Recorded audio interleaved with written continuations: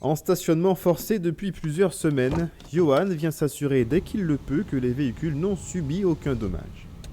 Au moins démarrer les moteurs, regarder si tout est bon, parce que les voitures, on sait bien que lorsqu'elles restent comme ça, il peut y avoir de la casse. Donc l'objectif, c'est que déjà que la situation nous fait du mal financièrement, si on peut s'économiser effectivement d'avoir des surprises mécaniques à l'issue du confinement. Donc voilà, donc on essaie de venir de temps en temps, il n'y a personne sur le terrain, mais au moins on ne prend pas de risques.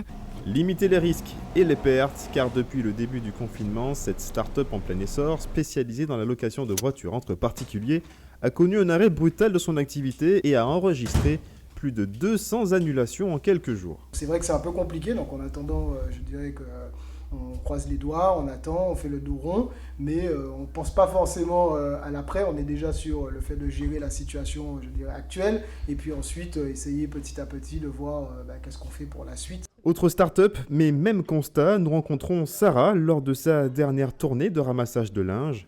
L'arrêt d'activité a été aussi brutal pour cette jeune chef d'entreprise spécialisée dans le management de villas de location. On est passé de 5 arrivées par jour à 0 arrivée par mois. C'est compliqué. C'est compliqué de se projeter, c'est compliqué. Là, c'est survie. On va voir si on arrive à survivre. Sinon, si ça continue encore, je pense que d'ici 2-3 mois, ça va être un dépôt de bilan. En Martinique comme ailleurs, le secteur touristique est durement touché par cette crise sanitaire. Mise en chômage partiel des salariés, prêts garantis par l'État ou encore ordonnances gouvernementales permettant un report du remboursement des locations.